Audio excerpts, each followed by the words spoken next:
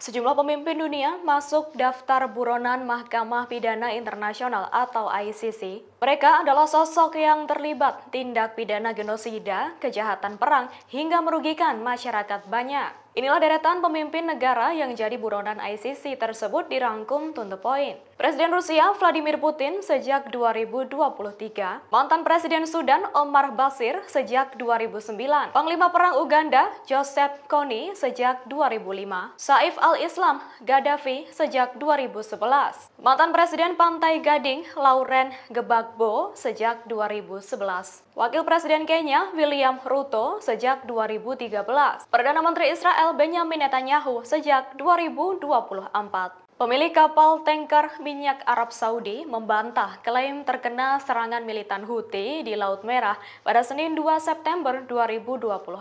Hal itu sekaligus membantah laporan Amerika Serikat atau AS yang menyebut Amjad, kapal milik Saudi itu diserang kelompok pemberontak yang didukung Iran. Pemilik kapal perusahaan pengiriman nasional Saudi atau Bahri mengatakan Amjad berada di dekat kapal lain yang diserang Houthi. Namun Amjad saat itu dalam kondisi sepenuhnya beroperasi dan sedang menuju tujuan yang direncanakan. Sebagai informasi, menurut laporan Komando Pusat AS, CENTCOM, pada Senin lalu Houthi menyerang dua kapal tanker bermuatan minyak mentah memakai rudal balistik. Keduanya adalah kapal MV Blue Lagoon 1 yang berbendera atau milik Panama dioperasikan oleh Yunani dan MV Amjad yang berbendera dan dimiliki oleh Saudi. Gelombang pengunduran diri di kalangan para pejabat tinggi militer Israel telah dimulai sejak 2023.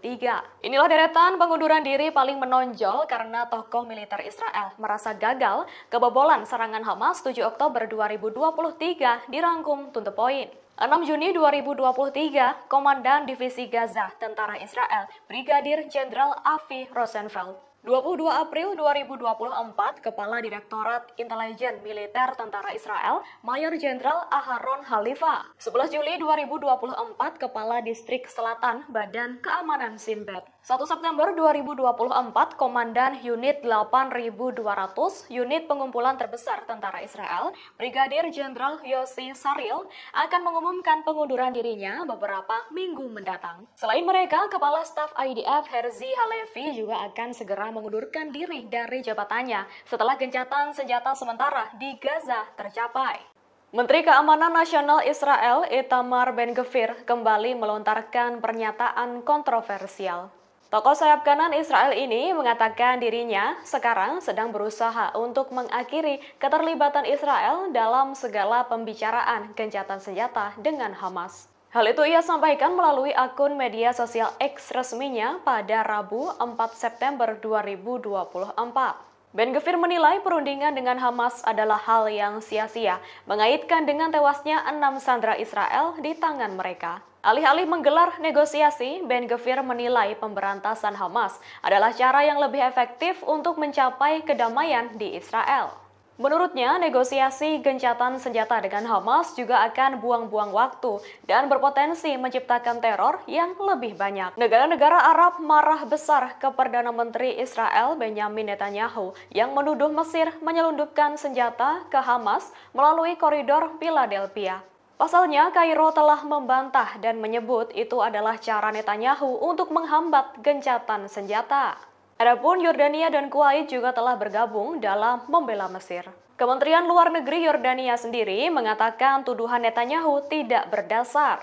Menurut Yordania, Netanyahu melakukannya untuk menghalangi negosiasi gencatan senjata yang sedang berlangsung, di mana Mesir merupakan mediator utama. Qatar, Arab Saudi, dan Dewan Kerjasama Teluk juga mengutuk pernyataan Netanyahu yang bersikeras agar Israel terus berada di koridor di sepanjang perbatasan Gaza dan Mesir.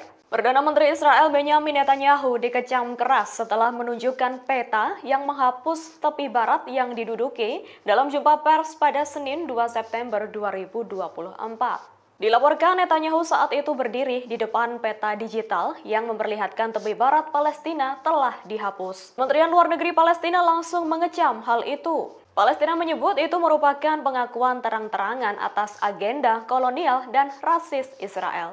Kemudian hal itu juga dipandang sebagai aksi pencaplokan wilayah tepi barat Palestina untuk Israel. Download Tribun X sekarang. Menghadirkan lokal menjadi Indonesia.